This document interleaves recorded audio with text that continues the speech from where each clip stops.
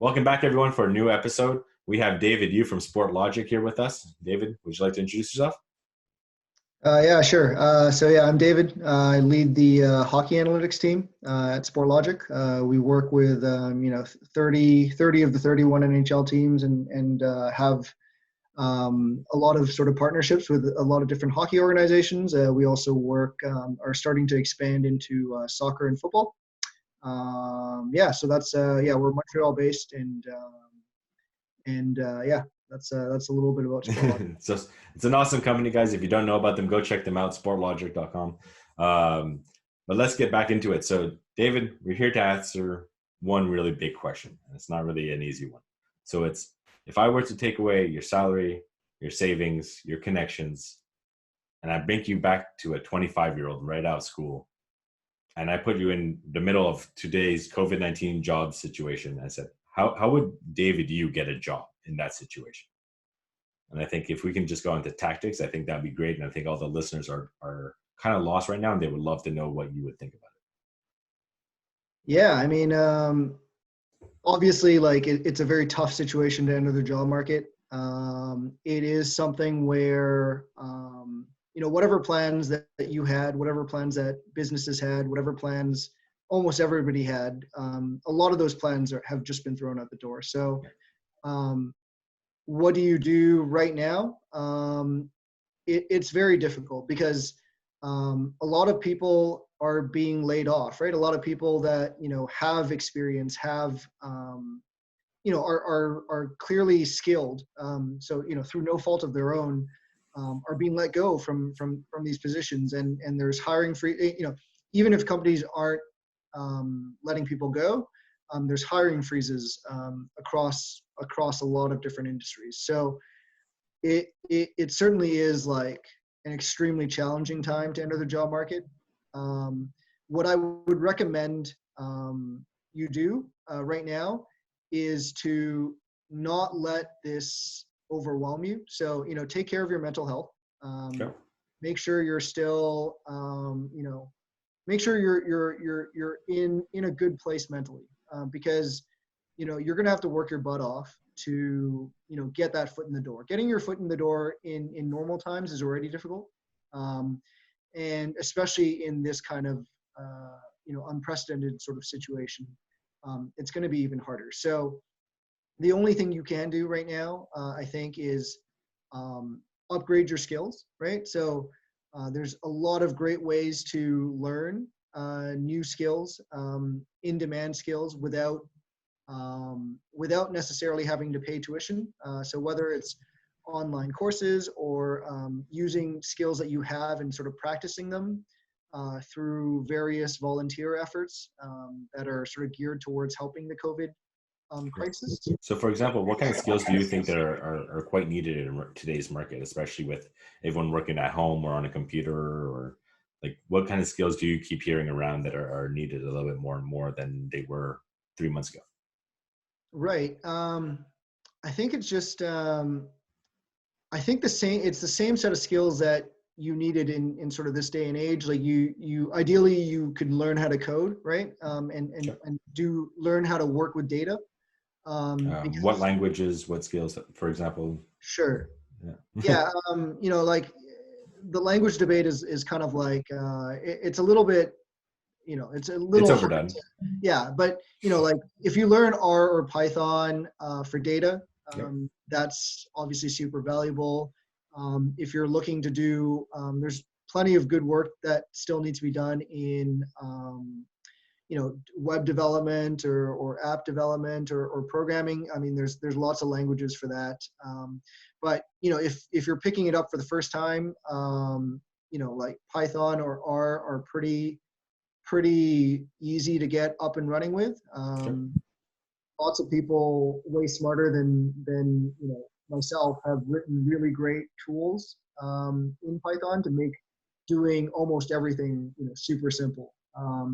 So it's really about just like learning a lot of these frameworks and sort of building on sort of these great tools that people have released into the public. Okay. And what about some others? So you got coding, and I would probably add SQL as well. Would probably be a huge need right now. That's also true for sure. Yeah. Mm-hmm. But what other skills maybe, I don't want to bias you, but like what other skills do you think that they can learn online? I would assume you're talking about probably like edx.org and Coursera that they can go do courses on. But what kind of skill sets do you think that would be interesting for young students to do? Yeah, I mean, yeah, like I think just having an eye towards understanding data. Okay. It's not just enough to know how to program. You can it's like statistics was, like 10 years ago, where people will say, like, you can use statistics to sort of like do terrible things to data, to commit Yep. crimes against data, right? Right. You can use data science tools to commit crimes against data too. Developing sort of like an understanding for data, an understanding of how to do like exploratory data analysis is very important.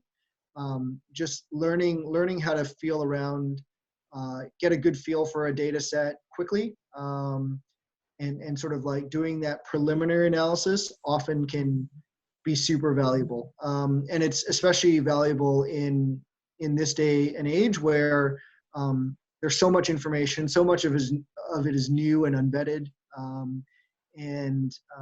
There's plenty of mistakes being made by well-intentioned people, right? And it's very important to be able to pick up on those things using sort of like tools that you have at your disposal. Okay. So other than that, so picking up new skills, and what else would you be doing right after graduation if you just graduated? You pick up some new skills. What else? Yeah, I think maybe what I would say is, I would, one thing I wouldn't do is sort of like just start applying for jobs Okay. through online, through LinkedIn. I mean, that kind of job application is, low percentage even in the best of times. Right. And, especially now, I mean, I think just the mental toll of doing it, and the fact that, the chances are even lower, probably 10-fold lower now, for a new grad to get one of those jobs through something that's posted online. I would say, try and, if you can, try and, just save money, use this opportunity, learn new skills or apply skills through, a volunteer effort. Okay. There's a lot of good initiatives going around in the world, and it's a good way to develop your skills and to get noticed, right? So that's one thing. So we're going to touch on those two aspects actually right now. You're saying like don't apply online, but everyone and their mother and career services and everyone is saying to apply online. So Right. so let's just what would David do at 25 with everything he knows today? How would you apply? Let's go with that. Pardon? How would I apply? To a company. If you weren't doing the LinkedIn Indeed, because we just said it was such a low chance, how would you apply? What would be your thought process to apply to a job? Yeah, I would. So yeah, it's always super hard to get your foot in the door. I certainly, had a career transition, and I had to get my foot in the door in data. So I studied biology, but ended up learning data afterwards. To do that, I leveraged my network, right? So, this is something where obviously things have shut down in terms of a lot of social activities have been shut down, but Right. plenty of sort of these online big Zoom meetings or sort of like groups of people getting together through virtual platforms to network and so I would be really trying to tap into these networks. One that I can recommend if you're interested in sports analytics, there's a group of great soccer analysts Awesome. who have gotten together, sourced a bunch of data, including like player XY location, 30 frames per second tracking data, and have started doing tutorials for free online. Yes. They have hundreds of people attend their. It's every Thursday. They're called Friends of Tracking, and that's a great way to build your skill set. If if your thing is sports, especially, because it's really using best-in-class data, and you're learning from some of the top practitioners in the field. So yeah, that would okay. You're definitely gonna have to share that link for sure, because I'm even interested in that. That's for sure. Okay, so that's interesting. So you're saying, go to online aspects. There's going to be some meetups. I know there's a lot of Zoom meetings online, Yep. meeting around. I would suggest, things that people are interested in. They can search off interest, because some people have interest on their LinkedIn's, I would For sure. assume. So to reach out. Okay, so that's really relatively interesting. And on the second side, actually, is you said we're volunteering, and I think this is the first time anyone in the interview actually said about volunteering, because everyone went really jobs and maybe contracts or part time, but no one said volunteer. But to go on that, you made something for help with volunteers, correct? Yeah. I early on in the pandemic, I sort of like realized that there was this need to help with connecting, volunteers to people in need. Okay.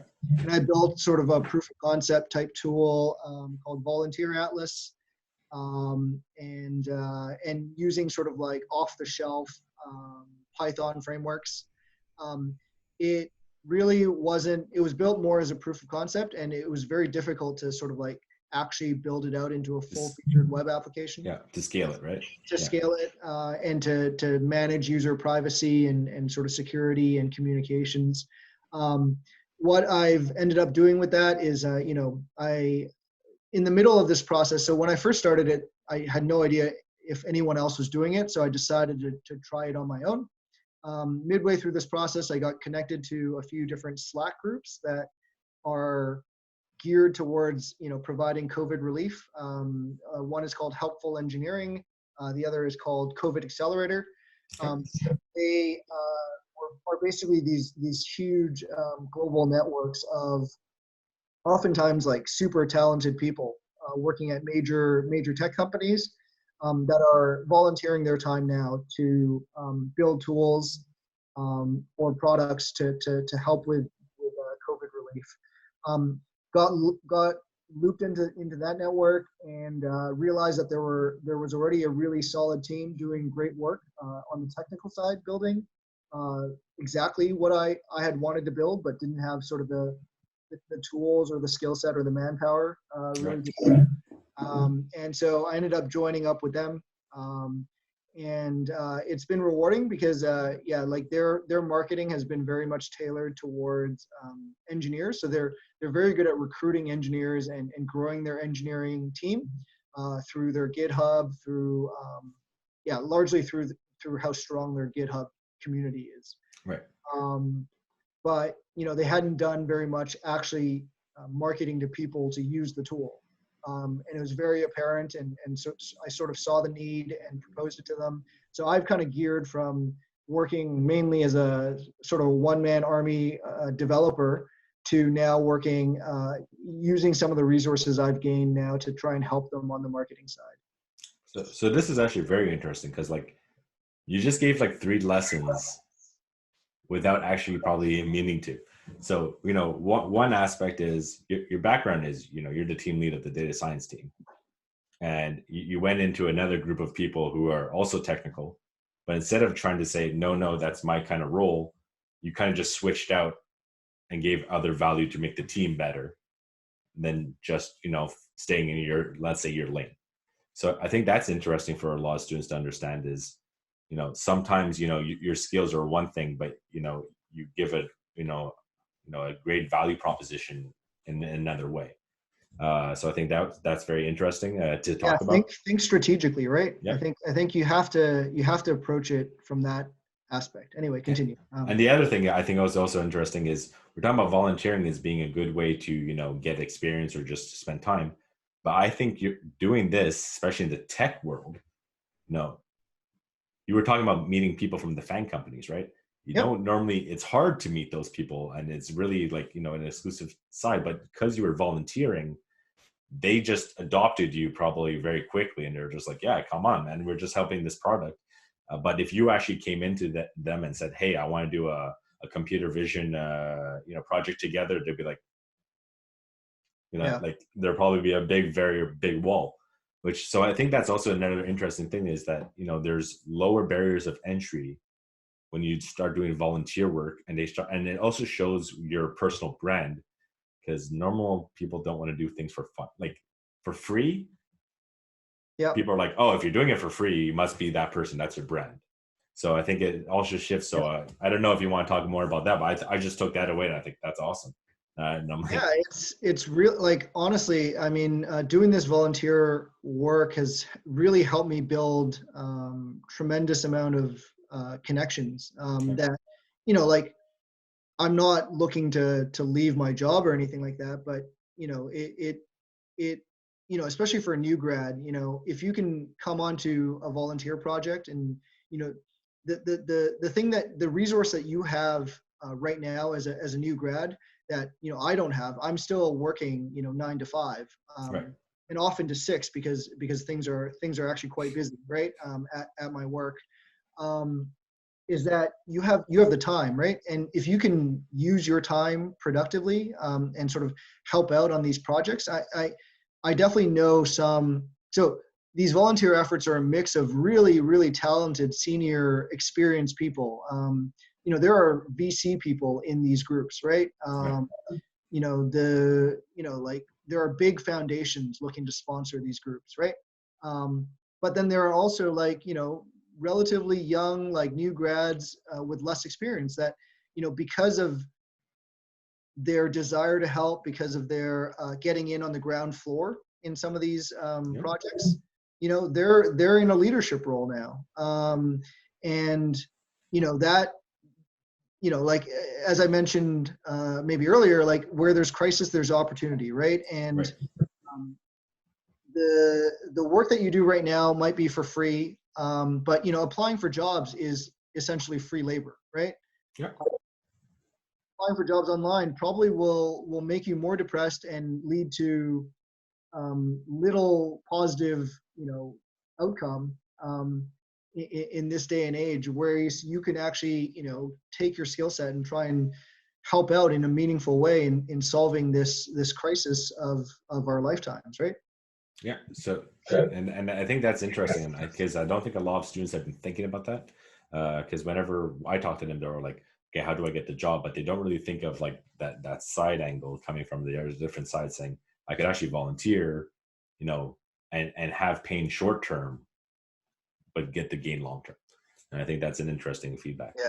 I mean, even for someone like myself, where, taking back my experience and, like I've gained, extremely valuable contacts through working in this space.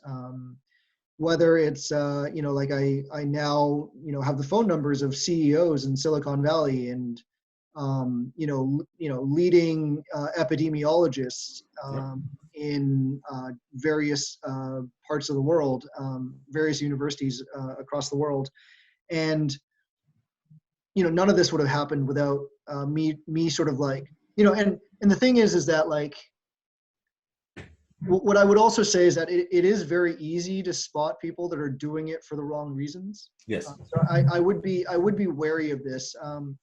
And not to say that I didn't see maybe some of these like positive things coming out, I didn't see that some positive things could come out of putting myself out there.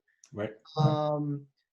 But fundamentally, like, I'm doing it because I know that this is a tremendous crisis. What we do in this crisis, I don't know if I believe in God, but like I do know that what we do in this time of crisis, we will be judged on, right? Right. How we behave, how we treat other people. Especially, I was just going to say, like us too, but especially the corporations, right? Because how the corporations, that brand is going to stick with them for generations, however they dealt with the COVID-19 situation. 100%. And as a microcosm of that, like what we do as individuals as well, right? So, I feel very fortunate to still be, fully employed, to be healthy, to, my partner is in the same position as myself, right? We're very fortunate. So, if, like doctors and nurses right now on the front lines, they're sometimes, like working, 12-hour shifts and, putting their lives on the line to help out in this crisis. The least that I felt that I could do is at least match their effort, right? To put in some time outside of my workday to try and do that. And the fact that I'm stuck at home and not able to do all these other things that I usually do helps out a lot with that. So fair enough. Yeah, just trying to convert my time into productive uses. So one of the things that you brought up before is that you had a research background, right? You're about to do your PhD. So I was about to say, since you love research, you're a tech guy, what sources are you reading right now to, during COVID-19? Because, I feel that, even when I look and that's kind of why I was doing the project for gathering LinkedIn data to see how the job market was mainly because I was hearing all these sources. If we look back at '08, and I'm like, it's not '08, it's not the same thing as '08. So why are we looking at that as a signal? So I just said, let me just capture the data and let me see the trend line. And it was kind of being the opposite of the news. So, because as a researcher, you're not going to Fox, you're not going to CBS. I don't see you, looking at that. So what kind of, where are you getting your sources of information right now? Right.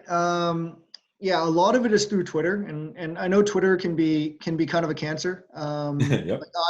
I definitely, try. I keep my sort of like the people that I follow, relatively limited. Okay. I'm certainly happy to recommend a few people that are good follows. I think it's very important to learn about the pandemic and sort of learn about how the world is going to fundamentally change. Right. I think the New York Times has been doing a great job covering this. Their coronavirus coverage is completely free. So if you're a student, one thing that I would recommend to any student is sort of improve your writing and sort of speaking abilities, and sort of reading good writers is oftentimes the only way you can do that, right? Sure. And so the New York Times does that really well. They also have a podcast called The Daily that's been a tremendous source of information. 20 to 30-minute episodes every day, covering sort of a tremendous breadth of information from politics to sports to how this is affecting everyday life. It's oftentimes extremely depressing, but it's better to confront the world for what it is than to insulate yourself necessarily from it. Assuming that you have the assuming that you have are in a proper state of mind, right? So like, again, take care of your mental health first and foremost. One person that I'd recommend also outside of the New York Times portfolio that is really, really good is this writer for The Atlantic. His name is Ed Yong, Okay. Yong. He's written sort of in the sort of the epidemiology circles on Twitter that I'm sort of like part of now these days. His really considered essential reading. His publishing these long, like 7,000 word articles. They're not like with flowery prose though. They're extremely information dense, and they're probably the best synthesis of the information that is flooding in, right? Because there is so much information out there. There's so many studies. So many of them are sort of, maybe not done super well or poorly vetted, or come to incorrect conclusions. And Ed sort of does a really good job synthesizing the key pieces. I was very fortunate to actually have my other pandemic project actually get featured in his latest article. Oh, yes.